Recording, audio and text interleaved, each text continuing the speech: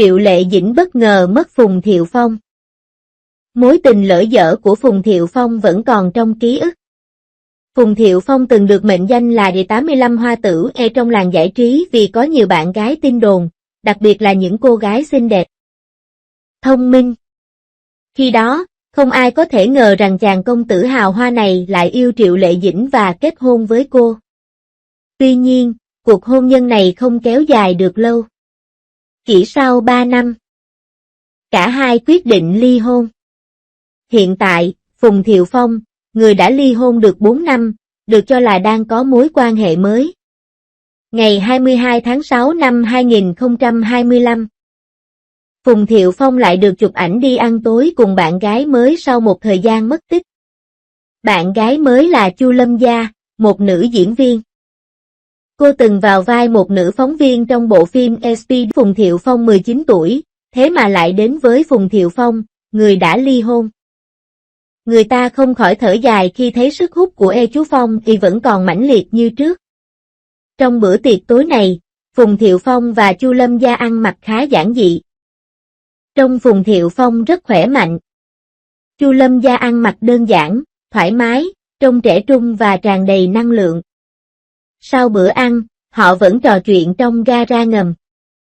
Phùng Thiệu Phong dường như nhận được điện thoại nên đi sang một bên để nghe điện thoại, để lại Chu Lâm Gia tiếp tục nói chuyện với những người khác. Cô ấy không hề tỏ ra ngượng ngùng hay ngại ngùng. Điều này cho thấy cô ấy rất thân thiết với những người bạn này. Trước khi rời đi, Chu Lâm Gia đã tạm biệt Lý Ái Liên và những người khác. Lời nói và hành động của anh đều lộ ra sự thân thiết và tu dưỡng to lớn. Phong thái tao nhã của đã hoàn toàn chấp nhận cô hay chưa? Có lẽ. Sau 4 năm ly hôn, cuối cùng anh ấy đã tìm được hạnh phúc cho riêng mình.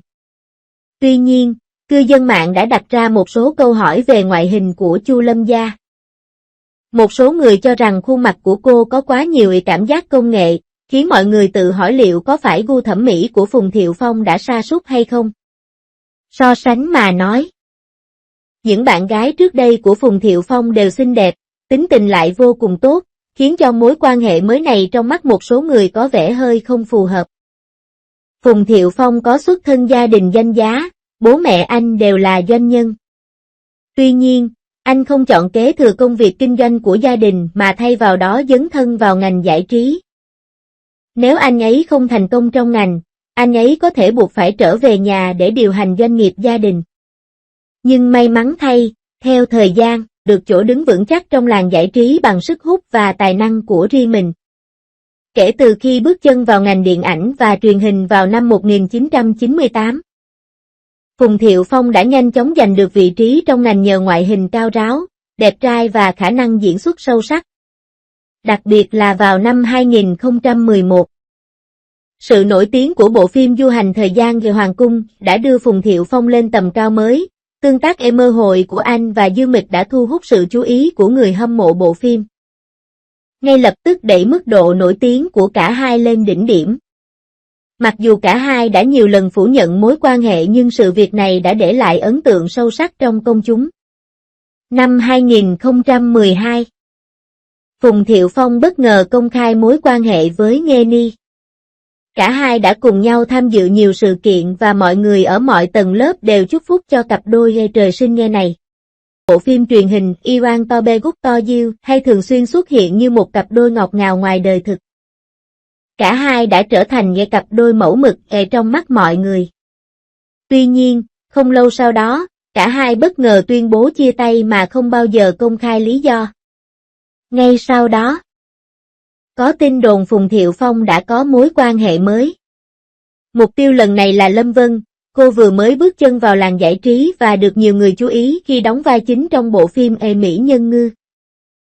Tên Sa Phong và Linh Dung gặp nhau tại một cuộc tụ tập trong vòng tròn. Khi là đàn anh, Phùng Thiệu Phong đã chỉ bảo và đưa ra nhiều lời khuyên hơn cho người mới Lâm Vân. Và hai người dần dần phát triển thành tình nhân. Mặc dù mối quan hệ này từng bị đặt dấu hỏi vì Phùng Thiệu Phong thường xuyên vướng vào chuyện tình cảm. Nhưng khả năng diễn xuất của anh vẫn luôn được ngành công nghiệp điện ảnh công nhận. Năm 2016 đã trở thành tác phẩm tình cảm của Phùng Thiệu Phong và Triệu Lệ Dĩnh. Hai người cũng đã hợp tác một lần nữa trong Ê Minh Lan truyện. Theo thời gian, cuối cùng cả hai đã đăng ảnh cưới của mình vào năm 2018, khiến mọi người vô cùng bất ngờ. Tuy nhiên, chỉ 3 năm sau đó, cả hai tuyên bố ly hôn, điều này khiến nhiều người rất buồn. Có rất nhiều suy đoán từ thế giới bên ngoài. Một số người cho rằng mẹ của Phùng Thiệu Phong đã can thiệp. Trong khi những người khác lại nói rằng công việc bận rộn của Triệu Lệ Dĩnh đã dẫn đến sự xa cách giữa hai người. Dù vì lý do gì thì cuộc hôn nhân cuối cùng cũng không kéo dài được lâu. Sau khi ly hôn, Triệu Lệ Dĩnh dồn hết tâm sức cho sự nghiệp và tham gia đóng các tác phẩm như Phong thổi giữa hè, Phượng Hoàng du ký, Điều 20, Hạnh phúc vạn nhà. Phùng Thiệu, bao gồm đời sống tốc độ 2, trong ngoài hôn nhân, con chim vàng phía sau, vân vân, nhưng phản hồi không mấy khả quan. Mặc dù vậy, Phùng Thiệu Phong vẫn sống một cuộc sống thoải mái và tự do. Suy cho cùng, công việc kinh doanh của gia đình anh ấy rất lớn mạnh và diễn xuất chỉ giống như một sở thích của anh ấy mà thôi. Hiện tại, Phùng Thiệu Phong, 46 tuổi, đã tìm được bạn gái kém mình 19 tuổi và cuộc sống của anh dường như đã bước sang một giai đoạn mới. Về việc mối quan hệ này có dẫn tới hôn nhân hay không? Chúng ta chỉ có thể chờ xem. Bạn gái mới của Phùng Thiệu Phong bị nghi ngờ xuất thân từ lớp đào tạo thượng lưu và bị nghi ngờ là Chu Lâm Gia, Image Network. Thay đổi bạn gái mỗi khi có phim mới. Mối quan hệ về thời kỳ thăng chức của Phùng Thiệu Phong CNR. Khí chất tiên nữ và cơ hội bị bỏ lỡ với Phùng Thiệu Phong có thể đã ẩn chứa một cuộc gặp gỡ đẹp đẽ hơn. Đằng sau vẻ hào nhoáng của người nổi tiếng là những thăng trầm và sự bền bỉ không khác gì người bình thường. Mỗi sự hiểu lầm đều có thể trở thành một số phận mới. Phán quyết cuối cùng đã được đưa ra. Tin tức này lan truyền như gió, thực sự có người nhầm lẫn Triệu Lệ Dĩnh là một tiên nữ tuyệt thế. Ôi trời! Lần này tôi thực sự bật cười. Có chuyện gì thế? Khuôn mặt nhỏ nhắn của cô bé thật mềm mại và dễ thương, ai mà không rung động khi nhìn thấy chứ? Nhưng chuyện tình đẹp giữa cô và Phùng Thiệu Phong thì vẫn được nhiều người nhớ rõ. Từ khi cặp đôi trai vàng gái ngọc mới xuất hiện cho đến lúc chia tay, toàn bộ làng giải trí đều thở phào nhẹ nhõm. Có người nói Triệu Lệ Dĩnh có vẻ là kiểu người sinh ra đã có khí chất tiên tử, mắt sáng như sao, ai có thể phân biệt được điều gì là đúng và điều gì là sai. Thế giới của những người nổi tiếng có vẻ hào nhoáng bề ngoài, nhưng thực chất, trái tim họ chứa đầy sự hỗn loạn. Ai có thể nhìn thoáng qua nó? Đặc biệt là khi có người vô tình nhận ra cô tại trường quay ngày hôm đó và nói, "Ồ, đây không phải là Triệu Lệ Dĩnh sao?" Cảnh tượng trở nên ngượng ngùng trong một lúc. Nhưng anh ấy chỉ mỉm cười bình thản, như thể anh ấy vừa gặp được một người bạn tốt. Bạn có nghĩ vẻ đẹp của cô ấy đã trở thành biểu tượng theo năm tháng không? Một sự hiểu lầm cũng khiến mọi người thắc mắc, vẻ đẹp tuyệt đối trong ngành giải trí là gì? Đó có phải là vẻ đẹp tự nhiên hay là kết quả của việc rèn luyện nghệ thuật giữ gìn tuổi thanh xuân?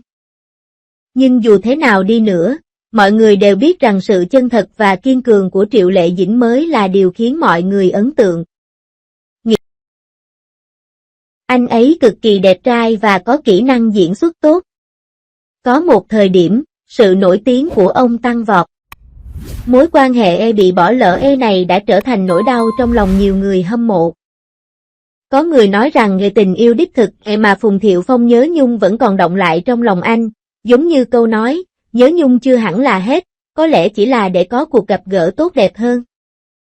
Chúng ta có thể không hiểu được suy nghĩ của những người nổi tiếng, nhưng chúng ta biết rằng tình yêu đích thực không bao giờ đơn giản chỉ là ai đó nhìn bạn. Nó có thể ẩn chứa trong một bài hát cũ được phát lại hoặc trong một cái nhìn vô tình nhìn lại. Người nổi tiếng cũng chẳng khác gì con người chúng ta. Hãy nghĩ xem. Họ ngày nào cũng tỏ ra không quan tâm, nhưng ai cũng biết trong lòng họ có cảm giác bị người khác lãng quên. Lần này Triệu Lệ Dĩnh bị nhận diện nhầm. Rất giống với tình Phật mới phát hiện. Mọi người đều thấy lạ nhưng lại quên đi bao năm tháng lao động vất vả đằng sau đó. Cho dù là trong ngành giải trí hay giữa những người bình thường, việc nhận ra, hiểu lầm và lãng quên là điều không thể tránh khỏi. Giống như tình yêu chúng ta đã có trong quá khứ. Nó có thể diễn ra nhanh hoặc chậm. Ai có thể nói rằng nếu chúng ta bỏ lỡ thì chúng ta không có duyên với nhau? Cuộc sống là một quá trình liên tục gặp gỡ và bỏ lỡ. Nhiều người sẽ nói rằng tình yêu đích thực, mà Phùng Thiệu Phong nhớ nhung có lẽ vẫn còn trong ký ức. Nhưng tôi nghĩ rằng cảm giác vẫn còn người này cũng chính là chìa khóa để anh ấy thoát khỏi cái bóng trong tương lai. Cuộc sống giống như một cuộc đua đường dài. Không thể chạy mãi được. Nhưng những khoảnh khắc nhỏ bé trong quá khứ thỉnh thoảng sẽ lóe lên trong tâm trí bạn, và chúng là những báu vật quý giá nhất. Nỗi đau và mất mát của họ không khác gì chúng ta. Chỉ là câu chuyện của họ luôn kịch tính hơn câu chuyện của chúng ta, nhưng chúng cũng chân thực và chi tiết. Bạn thấy đấy. Các phương tiện truyền thông giải trí ngày nay đưa tin về những người nổi tiếng có vẻ đẹp tuyệt trần, nhưng thực tế thì đúng như vậy. Đôi khi, một người phụ nữ đẹp bị nhầm lẫn là một số phận thú vị. Nhưng điều khiến người ta thở dài hơn là dù có quyến rũ và xinh đẹp đến đâu, cuối cùng vẫn phải đối mặt với những thăng trầm của cuộc sống. Giống như Phùng Thiệu Phong. Tình yêu đích thực mà anh từng theo đuổi có thể đã trôi đi theo thời gian, nhưng những gì nó để lại cho chúng ta là sự bền bỉ và kiên trì trong tình yêu. Thời gian trôi qua. Và không ai có thể thoát khỏi sự thử thách của thời gian. Một số người chọn cách chào đón nó bằng một nụ cười, trong khi những người khác lại ôm giữ sự hối tiếc. Bên kia tấm rèm cửa nhộn nhịp, tất cả chúng ta đều đang tìm kiếm ngôi nhà thuộc về trái tim mình. Có lẽ, trong sai lầm vô tình tiếp theo, chúng ta sẽ gặp được một người đáng trân trọng hơn. Thế giới này rộng lớn và luôn thay đổi, nhưng hãy nhớ rằng, bất kể người khác nói gì, hãy tin chắc vào sự kiên trì trong trái tim bạn, đó là điều thực tế nhất.